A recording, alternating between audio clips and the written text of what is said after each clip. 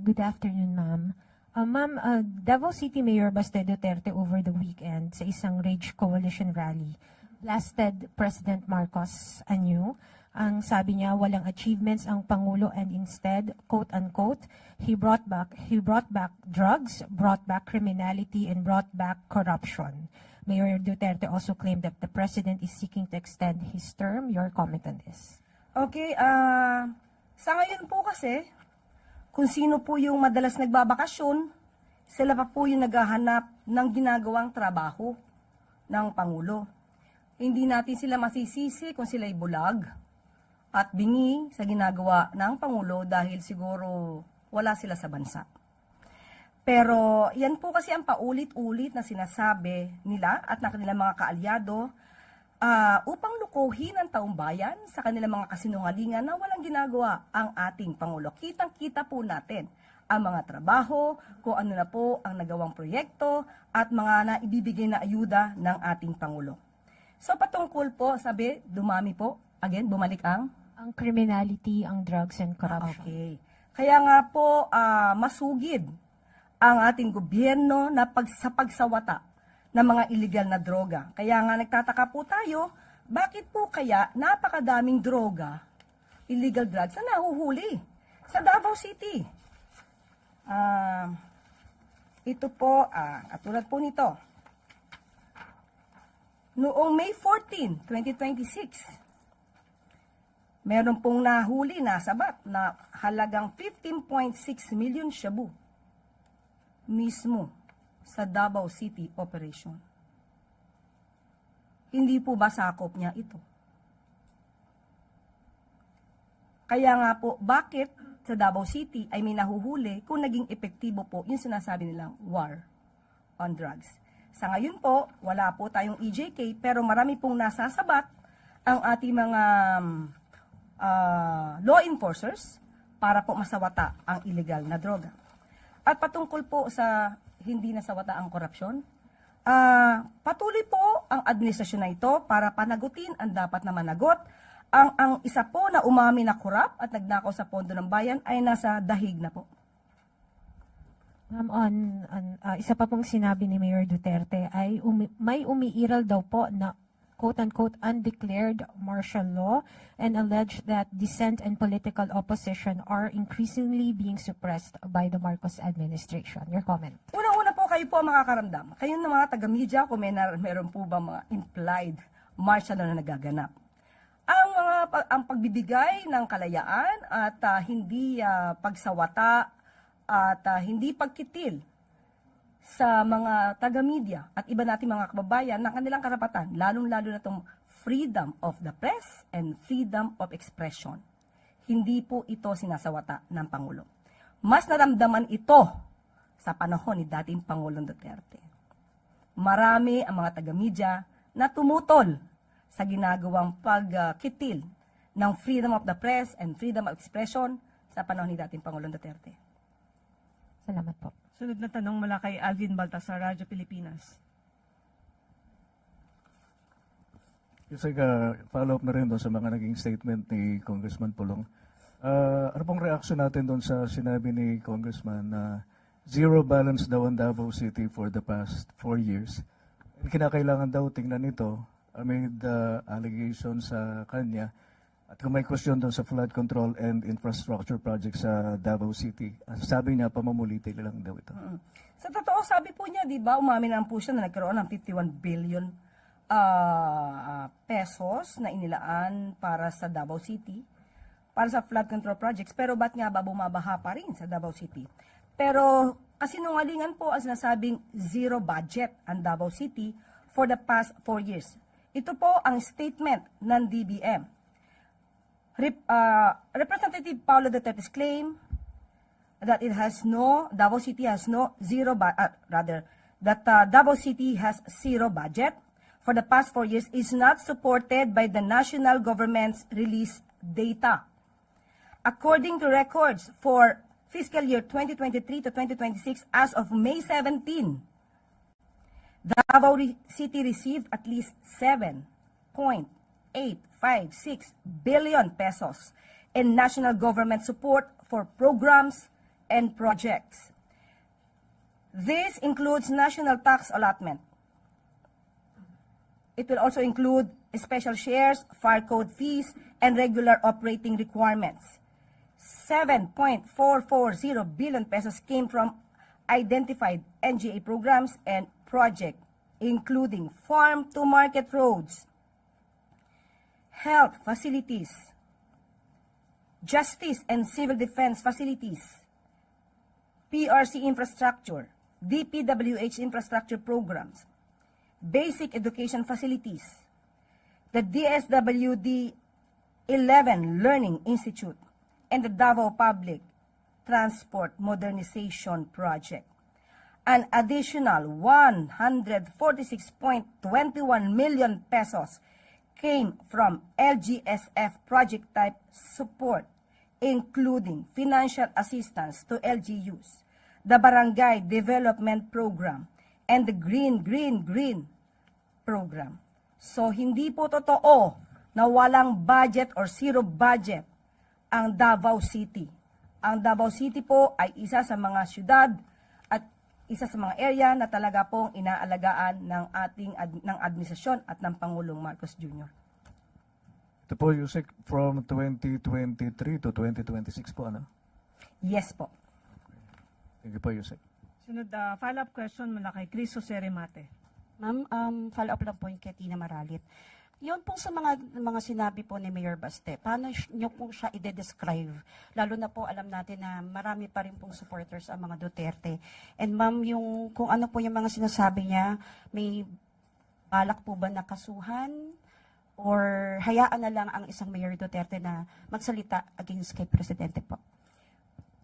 NBI po, PNP, kung may nilalabag na batas, kung may kasinungalingang ibinibigkas para magulo ang bayan, sila na po ang dapat na mag-imbestiga rito. Ang mga binabanggit ni Mayor Baste, alam po natin na ito'y walang katotohanan. Ito ay pawang pananira lamang at yan ang gusto niyang i-amplify sa kanya mga kaalyado para palabasin na ang Pangulo ay walang ginagawa. Pero yan po ay taliwas sa katotohanan. Salamat po. Sunod na tanong mula kay Annalise Soberano, Bombo Radyo. Yusek, good afternoon po. Yusek, sa July 6, sisimula na po ng Senate Impeachment Court ang trial laban kay BP Sara.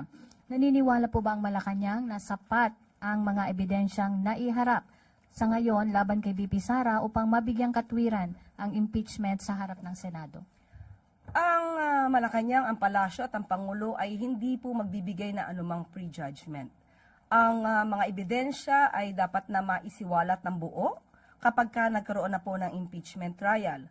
At tao na po ang maghuhusga, maliban po of course sa mga senator judges. Sila na po ang maghuhusga kung ano po ang nilalaman ng mga ebidensya at kung dapat bang managot ang isang vice-presidente sa mga akusasyong ibinabato sa kanya. Follow up lang din, Yusek. Kung may lumabas po na bagong ebidensya sa pagdinig ng Senado na mag-uugnay din po sa ibang mga opisyal ng pamahalaan, susuportahan po ba ito ng Palasyo ang malawak na investigasyon? Ano man ang kapampolitika o kaalyado man ng gobyerno? Isa sa itinataguyod ng administrasyon na ito ni Pangulong Marcos Jr. ay managot ang dapat na managot. Hindi po tutulugan.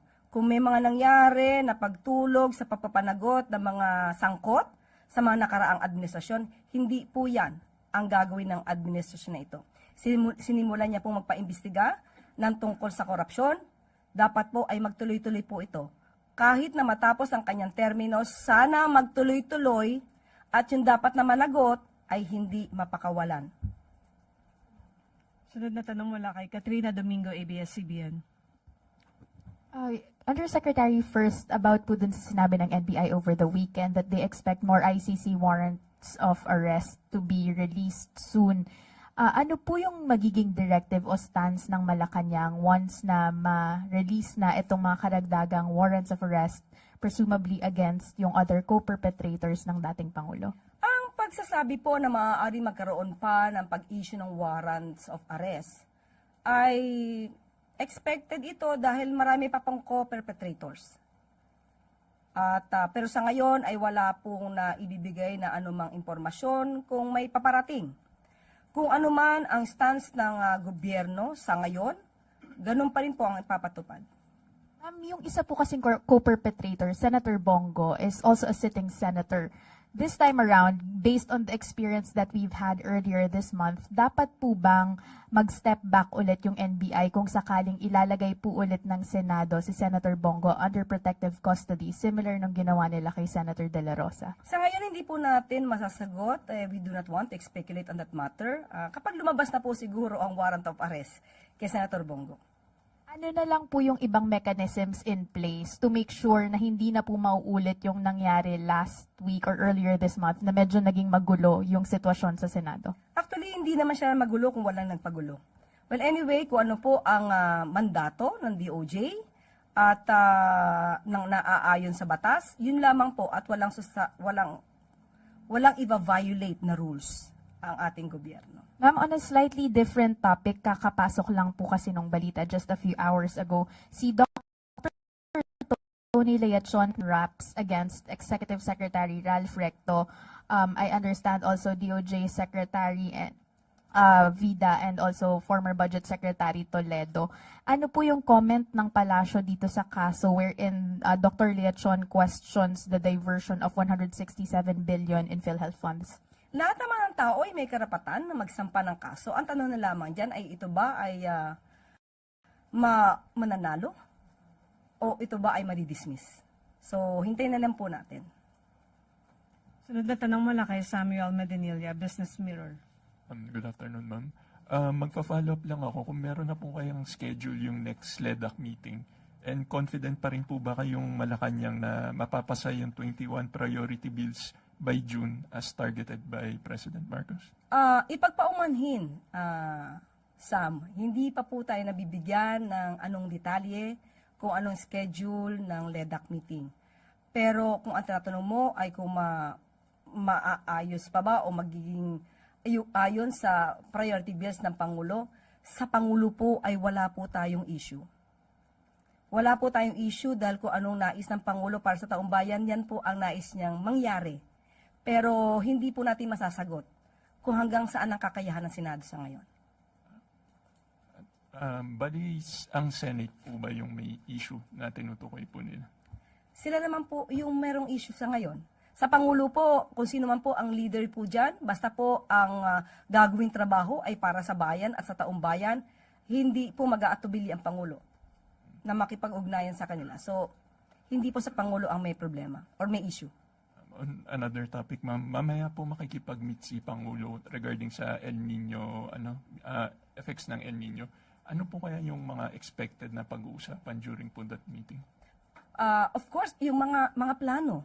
Dahil alam naman natin anong epekto ng El Nino. But definitely, yung detalye niyan, ibibigay ko po sa inyo sa susunod na briefing. Thank you po, ma'am. Sunod na tanong mula kay Chloe Hufana, Business World. Afternoon, Yusek. DBCC, econ managers are here in the palace right now. May we know po kung ano agenda nila with the president? Again. Econ managers are present here in the palace right now. Magkakaroon po kasi ng meeting mamaya with the BSP. May we know po ano agenda nila?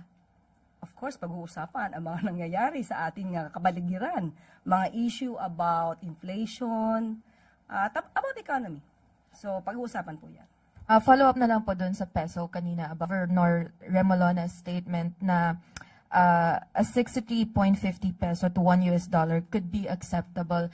Earlier this year, ma'am, sabi natin na 60 pesos is already, ayaw natin umabot ng 60, pero ngayon nasa hovering around 62 na. Does the palace echo, ma'am, yung sentiment ng BSP na 63.50 could still be tolerable? Okay. Ang economic team po kasi at ang BSP po ay nitrabaho in sync, no? In maintaining microeconomic stability and safeguarding the purchasing power of the Filipinos. So lahat po ay dapat na gawin. Sa lahat na makakaya ay dapat na gawin para mapigilan, di ba?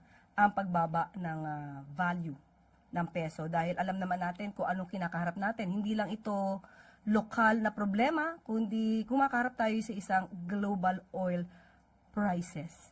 Maliban pa po sa mga panggugulo ng ibang mga grupo sa ating gobyerno. So, ilan lamang to sa mga factors. At naniniwala pa rin po ang ating pamahalaan sa ginagawa po ng BSP. Ma'am, on the executive side, ano pong ginagawa ng executive to help cushion Filipinos from the continued weakness of the peso? Kaya nga po magkakaroon ng meeting mamaya at kapag po natapos na yung meeting, magbibigay po tayo ng update. Ma'am, other topic, ma'am.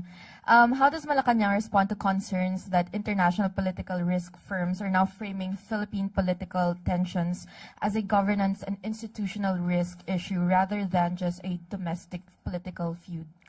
Well, isang aspeto ng demokrasya ay magkakaibang views, magkakaibang opinion. Pero iba po kasi yung mga tao ang nais lamang talaga ay manira at gumiba ng gobyerno para sa pansariling ambisyon at pansariling interes. So yun po ang dapat nating pinipigilan. Pero sa ngayon po, ang gobyerno, ang economic team ay patuloy sa pagtatrabaho, patuloy din po na nais na mapanagot ang dapat na papanagot at yan po ang isa sa mga dapat makita, especially ng investors, na ang gobyerno ngayon, ang administrasyon ito, ay hindi po nagko-cover up ng mga anomalya o tungkol sa korupsyon. So, political tensions and political noise come and go. But economic fundamentals endure. So, tuloy-tuloy lamang po ang pagtatrabaho. Pasensya na, ma'am. Last question. Is the administration concerned that prolonged uncertainty surrounding VP Sara and the ICC could weaken economic confidence or distract from the government's legislative and economic agenda? Ang palasyo ayaw maniwala na ganyan na magkakaroon ng negatibong epekto dahil kung ang isinasagawa ngayon ay para makita kung may pananagutan ang ilang tao, mas magandang makita natin ang positibo rito. Dahil mas nilalabanan natin ang mga tao na maaaring sangkot sa korupsyon. Follow-up question mula kay Alvin Baltasar, Radyo Pilipinas.